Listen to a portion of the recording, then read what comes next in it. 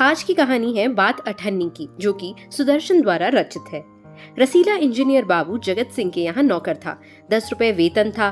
गांव में उसके बूढ़े पिता, पत्नी, एक लड़की और 2 लड़के थे। इन सब का भार उसी के कंधों पर था। वह सारी तनख्वाह घर बेच देता, पर घर वालों का गुजारा न चल पाता। उसने इंजीनियर साहब से वेतन बढ़ाने की बार बार प्रार्थना की, पर वह हर बार यही कहते, अगर तुम्हें कोई ज्यादा दे तो अवश्य चले जाओ, मैं तनख्वाह नहीं बढ़ाऊंगा। वह सोचता, यहाँ इतने सालों से हूँ, अमीर लोग नौकरों पर विश्वास नहीं करते, पर मुझ पर यहाँ कभी किसी ने संदेह नहीं किया। यहाँ से जाऊँ तो शायद कोई 11-12 दे दे, पर ऐसा आदर न मिलेगा। जिला मजिस्ट्रेट शेख सलीमुद्दीन इंजीनियर बाबू के पड़ोस में रहते थे। उनके चौकीदार मियाँ रमजान और रसीला में बहुत मैत्री थी। दोनों घंटों साथ बैठते, बातें करते। शेख साहब फलों के शौकीन थे। रमजान रसीला को फल देता। इंजीनियर साहब को मिठाई का शौक था। रसीला रमजान को मिठाई देता। एक दिन रमजान ने रसीला को उदास देखकर कारण पूछा। पहले तो रसीला छिपाता रहा, फिर रमजान ने कहा, कोई बात नहीं है तो खाओ सौगंध। रसीला ने रमजान का हट देखा तो आंखें भर आई। बोला, घर से खत आया है, बच्चे बीमार हैं और रुपया नहीं है, तो मालिक से पेशगी मांग लो। कहते हैं 1 पैसा भी न दूंगा। रमजान ने ठंडी सांस भरी। उसने रसीला को ठहरने को संकेत किया और आप कोठरी में चला गया। थोड़ी देर बाद उसने कुछ रुपए रसीला की हथेली पर रख दिए। रसीला के मुंह से एक शब्द भी न निकला। सोचने लगा, बाबू साहब की मैंने इतनी सेवा की, पर दुख में उन्होंने साथ न दिया। रमजान को देखो, गरीब है परंतु आदमी नहीं देवता है, ईश्वर उसका भला करे। रसीला के बच्चे स्वस्थ हो गए। उसने रमजान का ऋण चुका दिया। केवल 8 आने बाकी रह गए। रमजान ने कभी भी पैसे न मांगे, फिर भी रसीला उसके आगे आंख न उठा पाता। एक दिन की बात है, बाबू जगत सिंह किसी से कमरे में बात कर रहे थे। रसीला ने सुना, इंजीनियर बाबू कह रहे हैं, बस 500, इतनी सी रकम देकर आप मेरा अपमान कर रहे हैं। हुजूर मान जाइए, आप समझे आपने मेरा काम मुफ्त किया है। रसीला समझ गया कि भीतर रिश्वत ली जा रही है। सोचने लगा, रुपया कमाने का यह कितना आसान तरीका है। मैं सारा दिन मजदूरी करता हूँ, तब महीने भर बाद 10 रुपए हाथ आते हैं। वह बाहर आया और रमजान को सारी बात सुना दी। रमजान बोला, बस इतनी सी बात, हमारे शेख साहब तो उनके भी गुरु हैं। आज भी एक शिकार फंसा है, 1000 से कम तय ना होगा।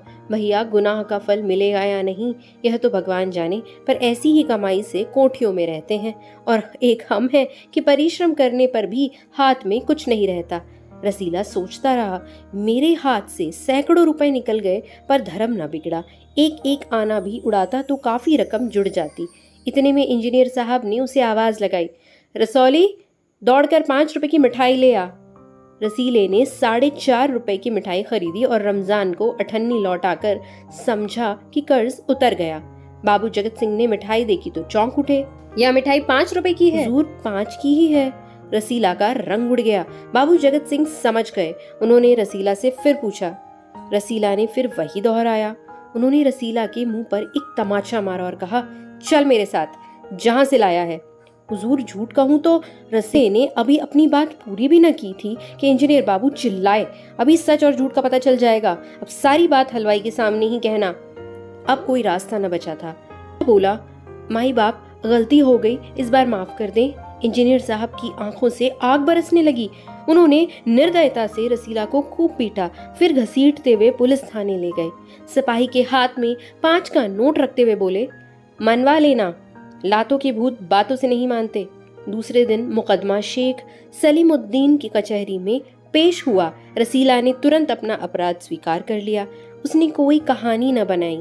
चाहता सकता कि यह साजिश है, मैं नौकरी नहीं करना चाहता, इसलिए हलवाई से मिलकर मुझे फंसा रहे हैं, पर एक और अपराध करने का साहस वह न जुटा पाया। उसकी आंखें खुल गई। हाथ जोड़कर बोला, हुजूर, मेरा पहला अपराध है, इस बार माफ कर दीजिए, फिर गलती न होगी।